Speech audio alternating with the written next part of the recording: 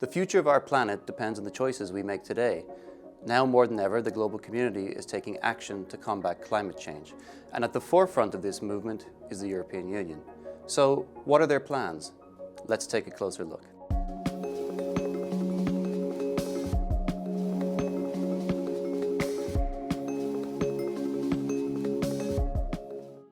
In the heart of Europe, the European Commission is hard at work shaping the next big set of climate laws that will echo across the world. The Commission is currently developing a climate target for the year 2040, which will lay the foundation for the EU's ambitious climate goals and demonstrate its commitment to climate action worldwide. The EU has already set a milestone for itself to achieve climate neutrality by 2050. To get there, they've taken the first step with the Fit for 55 package, a comprehensive plan to reduce CO2 emissions by 55% compared to 1990 levels. But this is just the beginning of the journey. Despite their progress, EU leaders face a crucial task, charting the path from 55% reduction to 0%. The burning question is, what should the EU's 2040 climate target be?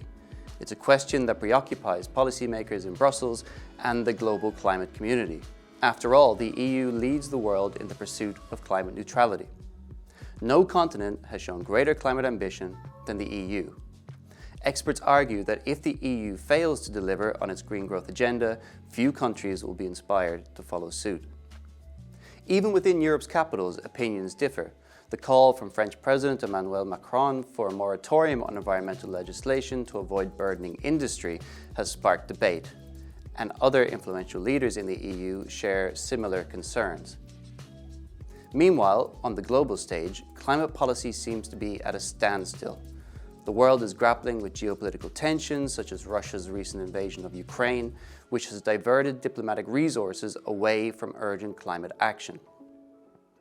Recent climate conferences were hosted by countries with questionable climate protection ambitions, raising doubts about their commitment to a sustainable future. Back in Brussels, the European Commission faces the challenging task of deciding on the EU's 2040 climate target. The proposed range spans from 65%, a scenario with low ambition, to over 90%, matching the ambition of the world's wealthiest nations.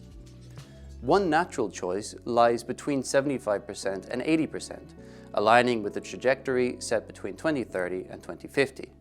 But some experts argue that with Russia as the EU's largest supplier of fossil fuels, the EU should aim even higher.